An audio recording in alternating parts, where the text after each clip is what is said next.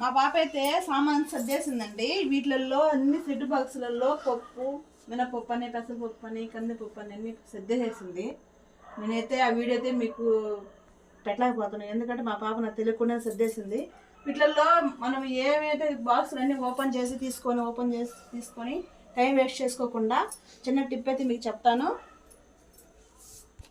ఇలాగ స్టిక్కర్లు ఉంటాయి కదా, స్టిక్కర్లు తీసుకొని నేనైతే ప్రతి సంవత్సరం అయితే చేసుకుంటానండి. ఆల్రెడీ ఒక వీడియోలో కూడా పెట్టున్నాను. ఇప్పుడైతే నేను ఇదే విధంగా స్టిక్కర్లు అయితే అతికిస్తున్నాను. పప్పు, చక్కెర, మినపప్పు అని ఇలా రాసేసుకోవాలి. స్టీల్ బాక్సులు కదండి, మనకు కొనుక్కోలేము. ప్రతిసారి తీసుకొని వేసుకొని అటు చాలా కష్టం అయిపోతుందని నేనైతే ఇలాగే చేసుకుంటాను. ప్రతి సంవత్సరం ఇలాగే చేసుకుంటానండి నేను. ఇప్పుడు ఇది మినపప్పు,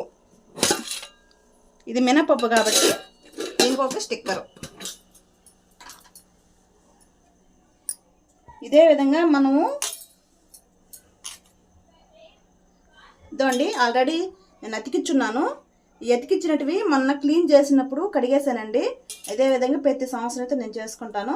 ఇదే విధంగా ఎప్పుడు మనం సరుకులు తెచ్చుకున్నా సరే ఇలాగే నింపుకునేస్తే ఒక బాక్స్ తీసి మళ్ళీ అది కాదని మళ్ళీ పెట్టేయడం, అట్లా సర్దుకున్న వస్తువులు కూడా పాడైపోతుంటాయి. నేనైతే ఈ చిన్న చిట్కా అయితే మీకు చెప్తున్నాను. మీకు ఎవరికైనా నచ్చితే ఫాలో అవ్వండి. ఇదైతే చక్కెర. ఈ చక్కెరకి ఇలాగా ఒక స్టిక్కర్ అయితే పెట్టేసుకుంటాను. అప్పుడు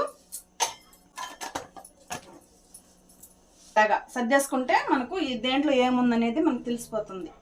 నేనైతే ఇలాగా ఈ టిప్ అనేది నేను చాలా ఏళ్ళుగా చేస్తున్నానండి. ఇప్పుడు కొత్తగా చేయడం అయితే కాదు. ఇదండి చియా సీడ్స్ అని, ఇట్లాగ మినపప్పు, చక్కెర, ఉలవలు, పచ్చెనపప్పు,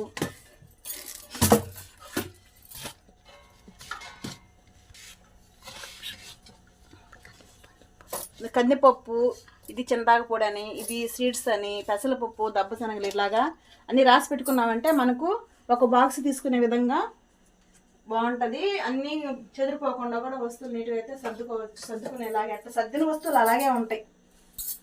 ఇక్కడైతే మనం చూసుకుంటాం కాబట్టి ఇక్కడేమి మనమైతే పేర్లు అయితే రాయబడలేదు. నేనైతే ప్లాస్టిక్ వస్తువులకి అయితే రాసి పెట్టను.